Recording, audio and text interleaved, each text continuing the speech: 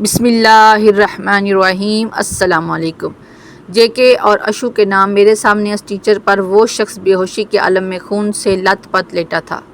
कुछ तो मेरी आंखें पथरा सी गई थी। आंखों में आने वाली नमी को मैंने साफ़ किया और अपना फ़र्ज़ अदा करने लगी। कामयाब ऑपरेशन करने के बाद मैंने डॉक्टर से कहा कि मैं चंद दिन की छुट्टी लेना चाहती हूँ। वैसे भी मैं काफ़ी दिन से कहीं कहीं घंटे की ड्यूटी देकर थक चुकी थी, और सबसे बड़ी बात, मैं इस शख्स का सामना नहीं करना चाहती थी जिसे अपनी ज़िंदगी से निकाल चुकी थी। मैं चाहती थी कि उसकी बेहोशी की हालत में उसकी आंखों के सामने से ओझल हो जाऊं। सुबह की अजानें हो चुकी थी, हल्की हल्की रोशनी फैल गई थी। जब मैं अस्पताल से बाहर आई थी, बाहर बर्फ़ से सड़कें भरी पड़ी थी। अपने लॉन्ग शूज़ पहने हुए थे, तेज़ी से चल रही थी। पीछे 5 साल से मैं एबटाबाद में रह रही थी, इसलिए अब इस पर किसी का हाथ थामे बगैर मुझे चलना आ गया था। घर आई तो मुलाजमा अपना सर पकड़े रो रही थी। कहने लगी, आपके बेटे ने बहुत परेशान किया है मुझे। मैंने सामने बैठे फाइज को देखा कि मुंह फैलाए मुझे ही खोल रहा था। उसकी आंखें बिल्कुल अपने बाप जैसी थी। ना चाहते हुए भी मेरी आंखों में नमी उतर गई। मैं उसके पास जाकर बैठ गई। वैसे ही मुझे देखकर बदल गया था। मैंने कहा, फाइज जानते हैं मामा डॉक्टर है, उसे बहुत सारे मरीज़ों को देखना होता है। कहने लगा, लेकिन आप मेरी मम्मा भी हैं। सबकी मम्मा उनके लिए खाना बनाती है, उन्हें अपने हाथों से खाना खिलाती है, उनके साथ टाइम स्पेंड करती है। मम्मा, मुझे मम्मा चाहिए, डॉक्टर नहीं चाहिए। मैंने कहा कि तुम क्या चाहते हो? मम्मा घर पे रहे। मेरे सवाल पर उसका हाँ, मैं यही चाहता हूँ। मैंने कहा, अगर तुम्हारी मम्मा घर पर बैठ गई तो बहुत सारे लोग हॉस्पिटल में बीमार बैठे होंगे, उन्हें कोई मेडिसिन नहीं देगा। किसी को चोट लग जाए तो उनकी पट्टी भी कोई नहीं करेगा। तो क्या तुम्हें ये सब अच्छा लगेगा? कहने लगा, मैं कुछ नहीं जानता। पहले मेरे डैड भी अल्लाह जी के पास चले गए हैं, मेरे पास सिर्फ आप हैं, और आप भी मुझे छोड़कर चली जाती हैं। मेरा दिल नहीं लगता। वो 4 साल का था। मैंने उसे अपने साथ लगा लिया। मोटे मोटे आंसू अपनी आंखों से बहाने लगा, लेकिन मैं उसकी खातिर घर नहीं बैठ सकती थी, क्योंकि मुझे कमाना भी था और अपना फ़र्ज़ भी निभाना था। उसे अपने बेटे के दिल में इस बात की अहमियत को उजागर करना था कि डॉक्टर बनने का मतलब ये नहीं होता कि वो अपनी मर्ज़ी की ज़िंदगी जिए, बल्कि उसे अल्लाह ताला ने दूसरों का मसीहा बनाकर भेजा होता है, और उसे वही फ़र्ज़ निभाना होता है अपनी आखिरी सांस तक।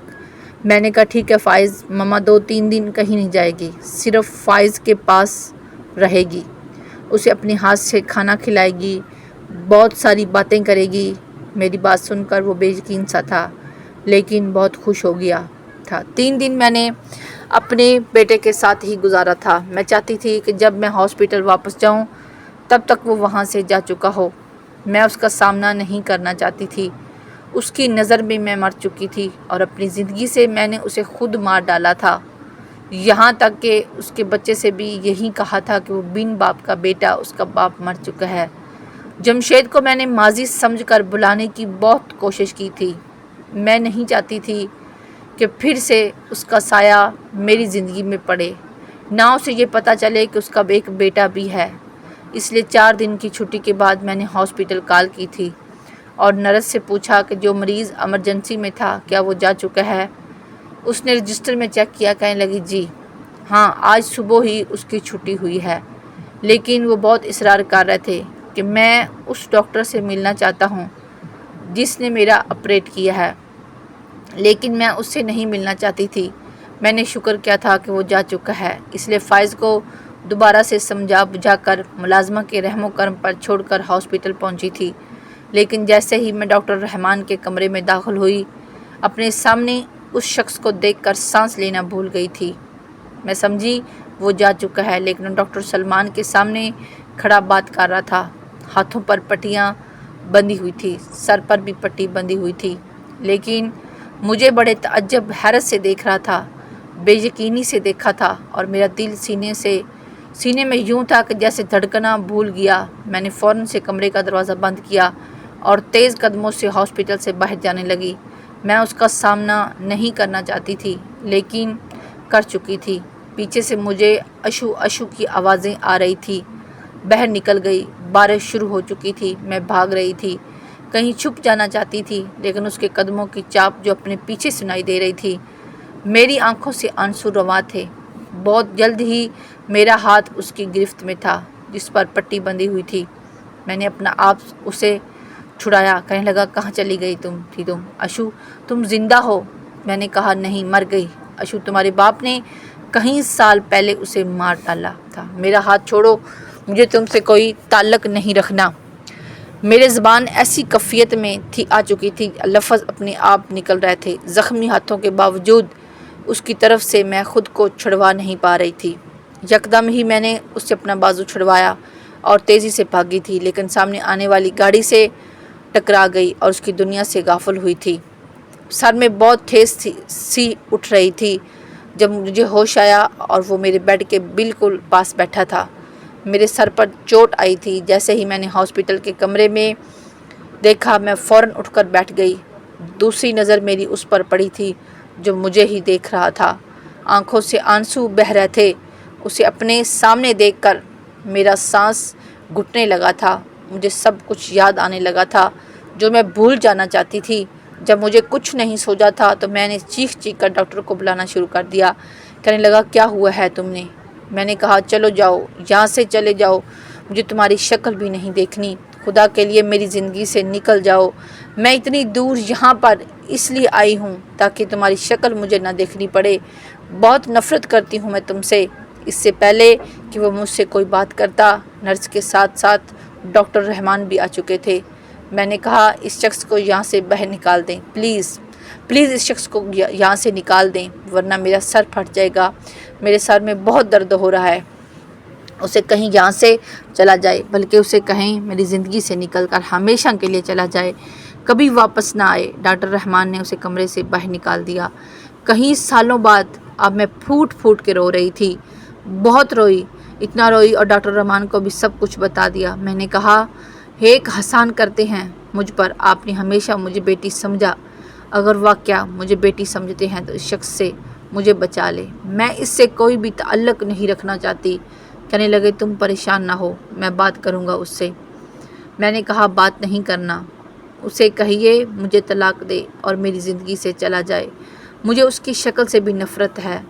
آج بھی وہ مجھے منظر میری آنکھوں کے سامنے گھوم رہا تھا جب میں نے فرض کی خاطر اپنے باپ کی قربانی دی تھی۔ اس کے باپ کے سامنے کھڑے ہو کر میں نے یہ کہا تھا کہ میں اپنے رب کے سامنے شرمندہ نہیں ہونا چاہتی۔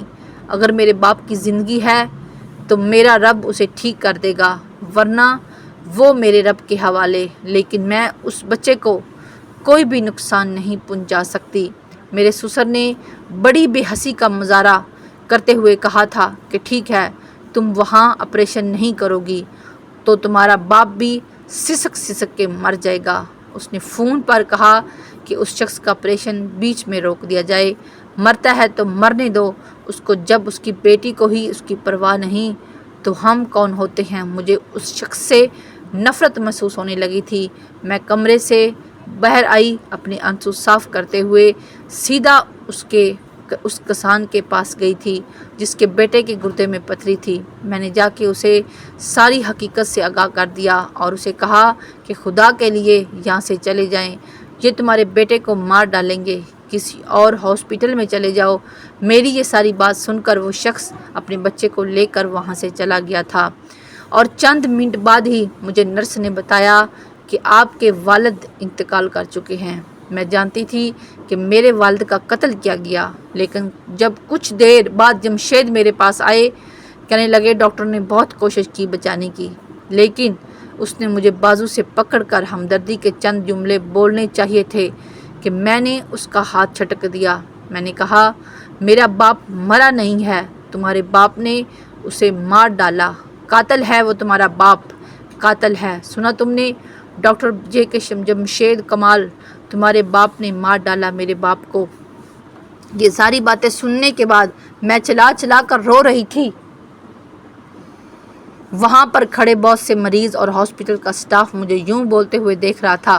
وہ بڑے غصے سے میرے پاس آیا، کہنے لگا، مجھے بھی تمہارے والد کی موت کا افسوس ہے، لیکن کیوں تماشا بنا رہی ہو؟ کیا اول فول بولے جا رہی ہو؟ شرم نہیں آتی تمہیں؟ میں نے اس کا گریبان پکڑ کر جھنجھوڑ کے رکھ دیا۔ میں نے کہا، تم اور تمہارا باپ چور ہے، ظالم ہے، کسائی ہے، بے حس ہے، لوگوں کا علاج نہیں کرتے، ان سے پیسے بٹورتے ہیں، آپریشن کے نام پر ان کے اذان نکالتے ہیں اور اس کا سودا کرتے ہیں۔ یہ ہے تمہارے باپ کا اصل۔ میرا یہ کہنا تھا کہ جمشید نے بہت زور سے میرے منہ پر تھپڑ مارا تھا۔ کہنے لگا، خبردار جو میرے باپ کے بارے میں کچھ بھی کہا۔ میں نے کہا، لیکن میری زبان کوئی نہیں روک سکتا۔ میں تمہارے باپ کو سلاخوں کے پیچھے بند کروا دوں گی، اسے چھوڑوں گی نہیں۔ لیکن میں اکیلی تھی، ایک کمزور لڑکی تھی، نہ میرے پاس اتنا پیسہ ہے اور نہ ہی میری آواز کوئی سن سکتا ہے۔ پیسہ جب کچھ دکھا دیتا ہے۔ بہرحال میں نے ڈاکٹر کمال کے خلاف کیس دائر کروایا تھا، لیکن پیسوں کے بل بوتے پر وہ باعزت بری ہو گیا۔ اس وقت جمشید بھی مجھے نفرت سے دیکھ رہا تھا۔ میں جانتی تھی کہ یہاں سچ اور حق کی کوئی سنوائی نہیں۔ یہ بے حسوں کا ملک ہے، یہاں پر سارا نظام ہی کرپٹ ہے، اندھا قانون ہے۔ یہاں میرے جیسی ڈاکٹر کی کوئی سنوائی نہیں۔ یہاں بس اس کی سنی جاتی ہے جس کے پاس اصل رسوخ اور دولت ہے۔ اس لیے سب کچھ چھوڑ پھاڑ کر ایبٹ آباد آ گئی تھی۔ وہاں آ کر مجھے پتہ چلا کہ میں حاملہ ہو چکی ہوں۔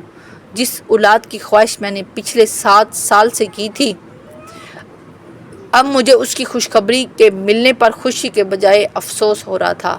اپنے آپ سے گھن محسوس ہو رہی تھی کہ میں نے کس شخص کی اولاد کو اپنے وجود میں پالنا شروع کیا ہے۔ وقت گزرنے لگا تھا۔ میں نے ایبٹ آباد کے ہی ایک ہاسپٹل میں جاب شروع کر دی۔ میں نے ایک بیٹے کو جنم دیا تھا۔ اپنی زندگی سے میں نے جمشید کا نام کا پتہ پھاڑ کر پھینک دیا تھا۔ بس یہ تھا کہ میں اس کے نام کی زنجیر میں بندھی ہوئی تھی، اس کے نکاح میں تھی، اور مجھے یہ نکاح کسی قید سے کم نہیں لگتا تھا۔ 3 سال کا تھا فائز جب اس نے مجھ سے اپنے باپ کے بارے میں پوچھا تھا۔ میں نے کہا، تمہارے والد کا انتقال ہو گیا، تمہارا ڈیڈ مر چکے ہیں، اللہ کے پاس جا چکے ہیں۔ لیکن میں سوچ چکی تھی کہ مجھے اس شخص کا بھی سامنا کرنا ہی نہیں، اور اگر ہو بھی گیا تو میں اس سے خلا لے لوں گی۔ اگر آپ لوگوں کو ویڈیو اچھی لگے تو اس کو لائک، شیئر اور سبسکرائب ضرور کر دیا کریں۔ ہم آپ کے لیے بہت محنت کرتے ہیں، بہت اچھی ویڈیو بنا کر لاتے ہیں۔ میں نہیں جانتی کہ اس نے ڈاکٹر رحمان سے کیا کہا تھا، لیکن وہ ہسپتال سے جا چکا تھا۔ میں بھی چند گھنٹوں بعد اپنے گھر واپس لوٹ آئی تھی۔ 2 دن کہیں نہیں گئی کہ شاید وہ جا چکا ہے۔ یہی میری سب سے بڑی غلطی تھی۔ میں نے 2-3 دن بعد ہاسپٹل جوائن کر لیا۔ ابھی مجھے ہاسپٹل میں آئے ہوئے تھوڑا ٹائم ہوا تھا کہ گھر سے کال آ گئی۔ ملازمہ کہنے لگی کہ فائز گھر کے باہر بنے گارڈن میں کھیل رہا تھا اور وہ کام کر رہی تھی کہ اچانک سے اس کے چیخنے کی آواز آئی۔ جیسے ہی وہ باہر آئی تو فائز اسے کہیں بھی نظر نہیں آیا، پتہ نہیں کہاں چلا گیا۔ وہ کہہ رہی تھی کہ اس نے اس کو بہت ڈھونڈا لیکن وہ کہیں نظر نہیں آ رہا۔ یہ سننا تھا کہ میری جان نکل گئی تھی۔ میرا بچہ کہاں جا سکتا تھا؟ میں فوراً سے گھر پہنچی۔ گھر کے آس پاس موجود سب گھروں سے پوچھ لیا لیکن وہ کہیں نہیں تھا۔ 2 دن میں اپنے بیٹے کو ڈھونڈتی رہی۔ پھر مجھے ایک ان نون نمبر سے کال آئی تھی۔ میں نے فون اٹھایا۔ میں روئی جا رہی تھی جب میں نے اس کی آواز سنی تھی۔ کہنے لگا، میرا بیٹا میرے پاس ہے۔ یہ سن کر میرا دماغ چکرا کر رہ گیا تھا۔ کہنے لگا، مجھے تو پتہ ہی نہیں تھا کہ اللہ نے مجھے ایک بیٹے سے بھی نواز دیا ہے۔ میں نے کہا، تمہارا بیٹا نہیں ہے فائز، صرف میرا ہے جمشید۔ مجھے میرا بچہ واپس کر دو۔ میرے جینے کا بس وہی ایک آسرا ہے۔ کہنے لگا، اگر تمہیں بچہ چاہیے تو پھر تمہیں ایک ایڈریس سینڈ کر رہا ہوں، وہاں پہنچ جاؤ اور دیکھو، اکیلی آنا۔ لیکن میں اس سے ملنا نہیں چاہتی تھی۔ میں سیدھا پولیس اسٹیشن گئی اور جا کر کہا کہ میرا بچہ اغوا ہو گیا ہے اور میں جانتی ہوں اسے کس نے اغوا کیا ہے۔ پولیس والا یہ سن کر کہنے لگا کہ بتائیے۔ میں نے کہا کہ اسے میرے شوہر نے اغوا کیا ہے اور وہ مجھ سے میرا بچہ چھیننا چاہتا ہے۔ میری بات سن کر وہ پولیس والا مجھے حیرت سے دیکھنے لگے۔ کہنے لگا، ایک باپ اپنے بیٹے کو کیسے اغوا کر سکتا ہے؟ میں نے کہا، وہ کر سکتا ہے، اسی نے کیا ہے، مجھے اس کی کال آئی ہے۔ کہنے لگا، کیا وہ آپ کا شوہر نہیں؟ کیا آپ اس کے نکاح میں نہیں ہیں؟ میں نے کہا، ہوں اس کے نکاح میں، لیکن میں اس سے خلا لینا چاہتی ہوں۔ کہنے لگا، شاید آپ دونوں میاں بیوی کا کوئی جھگڑا ہوا ہوگا، اس لیے آپ یہ سب کہہ رہی ہیں، ورنہ ایک ڈاکٹر ہوتے ہوئے آپ یہ اچھے طریقے سے جانتی ہیں کہ باپ اپنی اولاد پر کتنا حق رکھتا ہے۔ وہ کیا ہے کہ عدالت سے اس کی کسٹڈی بھی لے سکتا ہے۔ ایک باپ سے اس کا بیٹا اغوا کرنے کا مقدمہ یہاں پر درج نہیں کیا کر سکتے، لہٰذا بہتر ہے کہ آپ اپنے شوہر سے مل کر خود ہی معاملہ رفع دفع کر لیں۔ میں روتے دھوتے پولیس اسٹیشن سے واپس آئی تھی، مجھے چین نہیں آ رہا تھا، بار بار فائز کا چہرہ میری آنکھوں کے سامنے آ رہا تھا۔ ڈاکٹر رحمان بھی مجھ سے ملنے آ گئے اور یہی مجھ سے کہنے لگے کہ ایک بار تمہیں جمشید سے بات کر لینی چاہیے۔ وہ کہنے لگے کہ میں نے اسے کہا تھا کہ اسے چھوڑ دے۔ وہ کہنے لگا بس ایک بار اشو مجھ سے مل لے، پھر جو وہ چاہے گی میں وہی کروں گا، مجبوراً صحیح، لیکن میں اس کے پتے پر پہنچ گئی تھی۔ ایک چھوٹا سا کاٹیج تھا، میں نے دروازہ کھٹکایا تو دروازہ اسی نے کھولا تھا۔ میری آنکھوں سے آنسو بہہ رہے تھے۔ میں نے کہا میرا بچہ کہاں ہے؟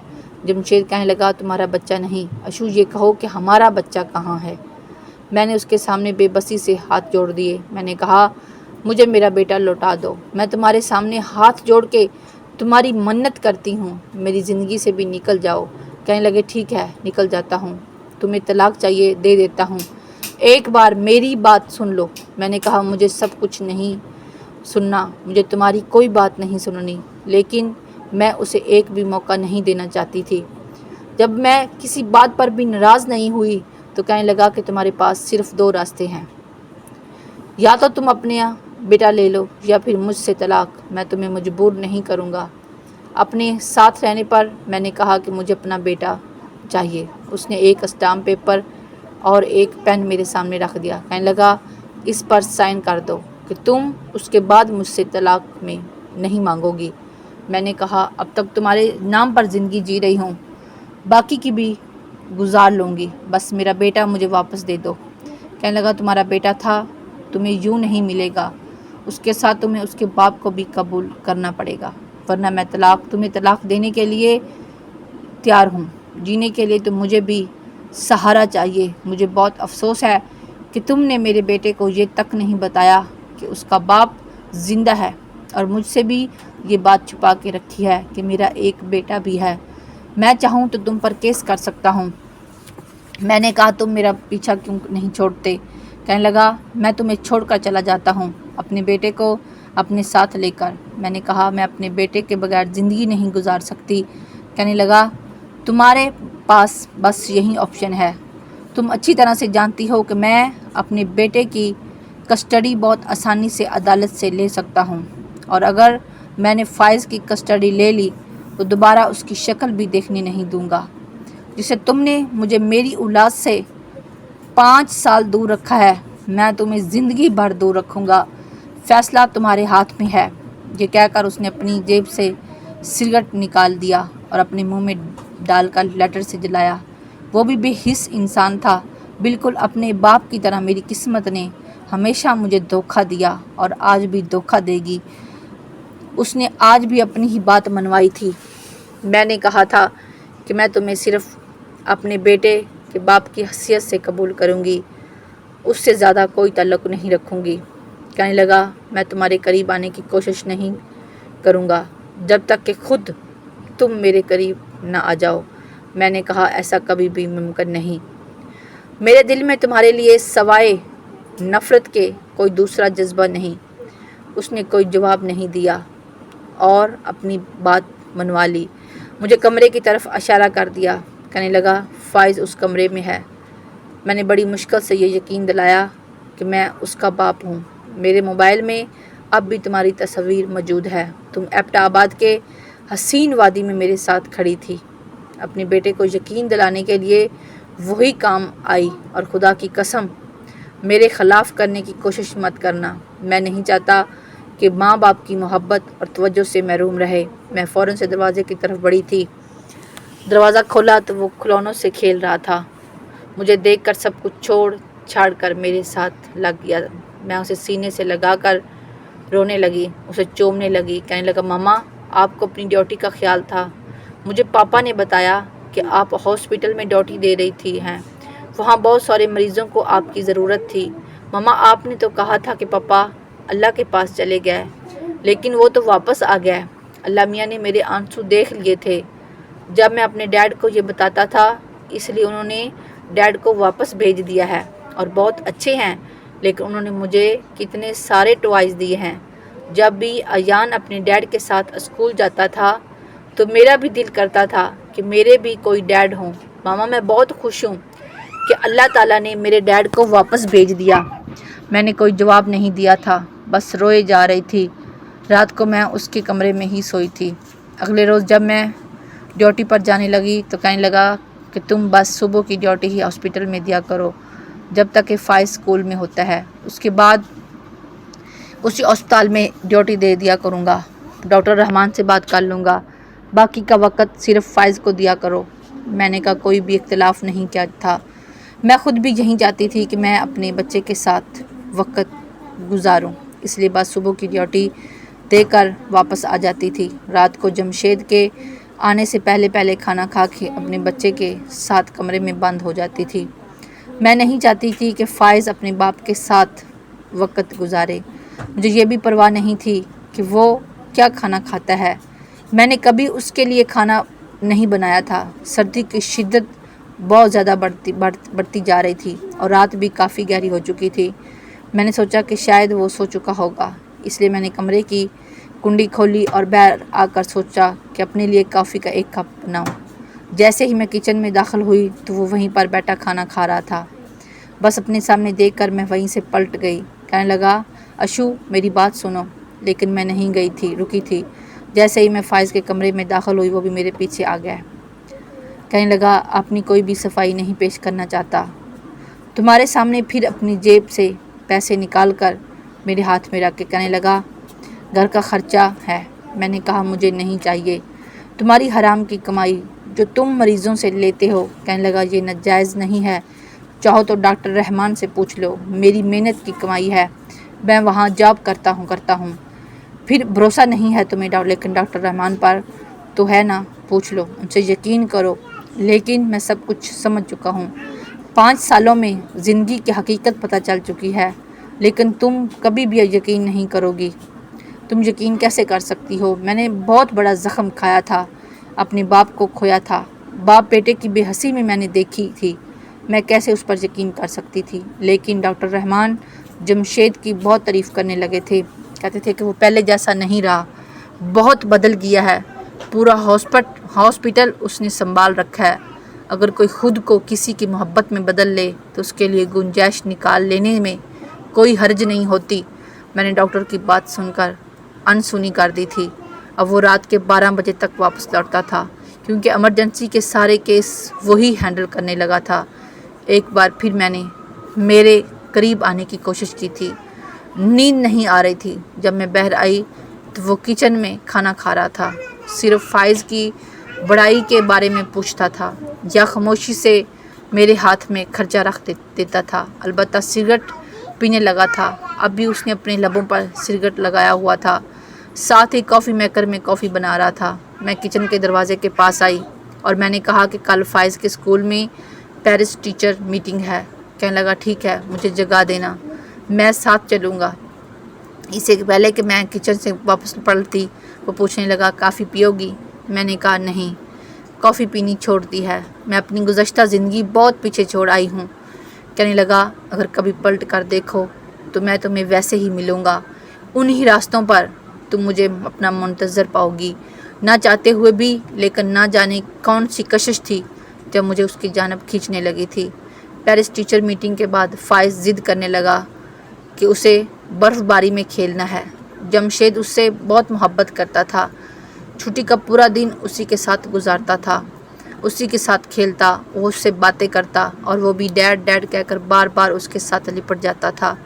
حالانکہ میں نے کبھی بھی اپنے بیٹے کو کسی چیز کی کمی نہیں ہونے دی تھی، لیکن جتنا خوش وہ اپنے باپ کے ساتھ رہ کر تھا پہلے کبھی نہیں ہوا تھا۔ اب بھی دونوں باپ اور بیٹا برف کے گولے بنا کر ایک دوسرے پر پھینک رہے تھے کہ جب فائز میرے پاس آ گیا، کہنے لگا ممی آپ ہمارے ساتھ کیوں نہیں کھیل رہی؟ میں نے کہا مجھے اچھا نہیں لگتا۔ جمشید کہنے لگا تمہاری ممی کو ہار جانے کا ڈر ہے، اس لیے مقابلے سے ڈرتی ہے، جانتی ہے کہ مجھ سے جیت نہیں پائے گی۔ یہ سن کر میں نے اسے تعجب سے دیکھا تھا، پھر چلتے ہوئے اس کے پاس آ گئی۔ میں نے کہا میں ہاری ہوں آپ سے۔ کہنے لگا جب پہلی بار آپ میرے ساتھ ایبٹ آباد آئی تھی میں نے حیرت سے اسے دیکھا تھا، میں نے کہا جھوٹ مت بولیں، ہاری میں نہیں بلکہ آپ ہارے تھے مجھ سے، شاید بھول رہے ہیں آپ۔ کہنے لگا مجھے تو سب یاد ہے، بھول تو تم گئی ہو، ہر بار ہارنے کے بعد تم یہیں مکر جاتی تھی۔ میں نے کہا فائز کے سامنے جھوٹ مت بولیں، ہر بار آپ ہارتے تھے۔ کہنے لگا پلیز اشو، فائز کے سامنے نمبر مت بڑھاؤ۔ مجھے جمشید کے جھوٹ پر غصہ آنے لگا۔ میں نے نیچے سے برف پکڑی اور اس کا ایک گولا بنا کر اس کو پھینکنا شروع کر دیا۔ پتہ ہی نہیں چلا کہ کب ایبٹا آباد کا پہلا ٹرپ یاد آنے لگا تھا۔ اس بار بھی میں ہی جیت رہی تھی، لیکن اپنا بچاؤ کرتے ہوئے میں پیچھے کی جانب قدم بڑھانے لگی۔ یکدم سے جمشید بھاگتے ہوئے میرے پاس آنے لگا۔ کہنے لگا اشو پیچھے کھائی ہے، پیچھے قدم مت بڑھانا۔ لیکن تب تک میں اپنا توازن کھو چکی تھی۔ اس سے پہلے کہ میں کلا بازی کھاتے ہوئے پیچھے گرتی، جمشید نے میرا ہاتھ پکڑ کر مجھے اپنی جانب کھینچا تھا۔ اگلے ہی لمحے میں اس کے سینے سے جا لگی تھی۔ خوف زدہ بھی تھی، اس لیے بے اختیار اس کے پہلو میں پناہ تلاش کرنے لگی تھی۔ وہ بھی مجھے اپنے حصار میں لے چکا تھا۔ کہنے لگا پاگل ہو گئی ہو تم، پیچھے دیکھ نہیں سکتی تھی؟ اگر گر جاتی تو؟ بڑی زور سے اس کا دل دھڑک رہا تھا۔ میں یکدم ہی سنبھلی تھی، پھر خود کو اس سے آزاد کروایا۔ باقی کے پورے راستے وہ خاموش ہی رہا تھا، سگریٹ پیے جا رہا تھا۔ فائز بھی یہ سب دیکھ کر گھبرا گیا تھا، گاڑی میں میری گود میں ہی بیٹھا رہا تھا۔ پہنچتے پہنچتے وہ سو چکا تھا۔ جمشید نے ہی اسے کمرے میں لٹایا تھا، پھر میرا ہاتھ پکڑا اور مجھے زبردستی اپنے کمرے میں لے گیا۔ میں نے کہا میرا ہاتھ چھوڑو۔ جمشید کہنے لگا آج جب تک تم میری بات نہیں سن لیتی میں تمہیں نہیں چھوڑوں گا۔ پیچھے 5 سال سے سزا کاٹ رہا ہوں اشو، بس ایک سے زیادہ کا حقدار نہیں ہوں۔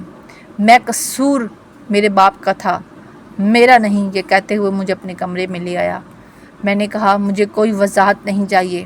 کہنے لگا لیکن مجھے دینی ہے اشو، اگر وضاحتوں سے دل کا آئینہ صاف ہو سکتا ہے، زندگی سدھر سکتی ہے تو مجھے وضاحت دینی ہے۔ میری محبت میں کوئی کھوٹ نہیں ہے، میں سچ نہیں جانتا تھا، مجھے نہیں پتا تھا کہ میرا باپ شہرت اور دولت کے نشے میں اندھا ہو چکا ہے۔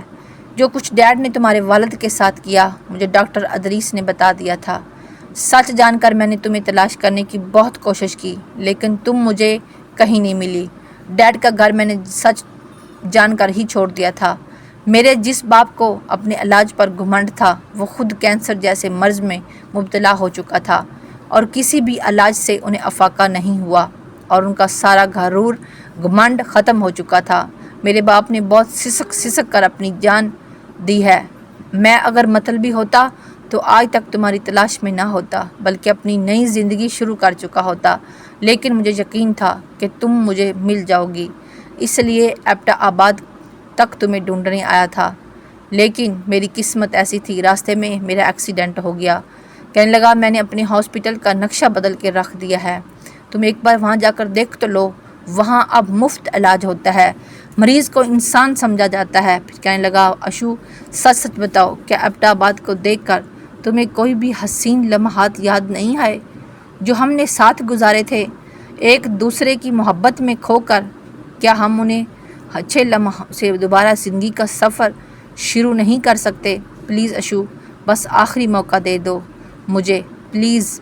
میں تم سے معافی مانگتا ہوں اپنی کیے کی، جو میں نے نہیں بھی کیا وہ بھی، پلیز ایک موقع آپ مجھے دے دیں۔ لیکن میں فیصلہ نہیں کر پا رہی تھی، آپ ہی کچھ مشورہ دیں، کیا میں ایک نئی زندگی کا آغاز شروع کر دوں؟